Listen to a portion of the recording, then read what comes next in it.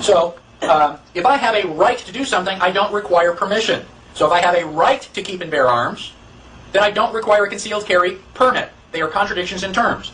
Did George Washington and Thomas Jefferson have gun permits?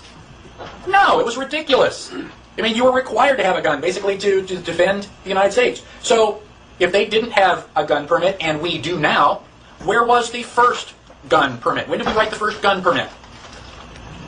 Just after what we call the Civil War. It's actually the war between the states. If you have a right to do something, you don't have to ask for permission. White people had rights. Black people were slaves. They had no rights. Well, we passed the 13th Amendment, which says there's no more slavery. Well, gosh, if there's no more slavery, then blacks and whites are all the same, right? So you're going to give the black people guns after you've just had them in chains? And I don't think so. They may be a little upset with us. Giving them a gun may not be a real good idea this week. And so what we did was we gave blacks privileges. Okay? Well, this guy's not going to be really angry with it. We'll let him do it, but not this guy over here, because I can still see in his eyes. He's angry. So blacks were given privileges with the 14th Amendment. How about a marriage license? Did Thomas Jefferson and George Washington have a marriage license?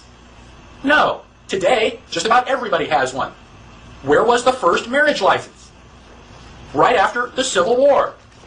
If two white people want to get married and have children, they have a right to do that. They can do anything they want with their property.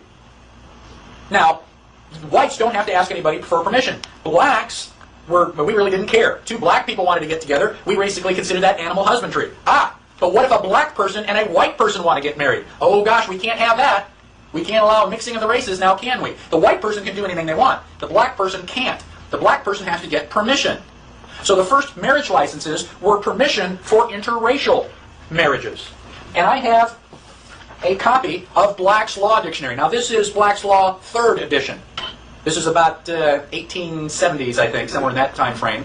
And so it's an old book, and I've gotten a copy of it, and I've looked up marriage license. And it says, quote, a license or permission granted by public authority to persons who intend to intermarry. Right there in black and white. A marriage license is for mixed marriages. Well, eventually that was working so well that we just applied a marriage license to everybody. Why do you need permission? If you go to a wedding, how many people are in that contract? Well, you got the man, you got the woman, but that's not all. You've also got the state. The state is there giving you permission. Why? Because you asked. If you asked for permission, that's pretty good evidence that you needed permission. Why would you ask for permission if you don't need it?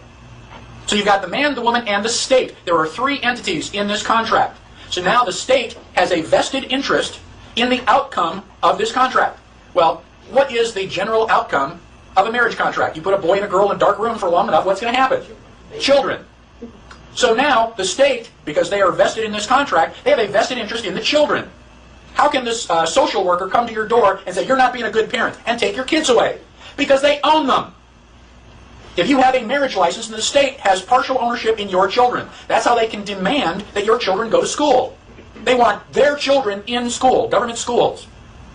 Now, if you don't get a marriage license, if you just say, hey, you're pretty good looking, you want to sleep together? What do they call that?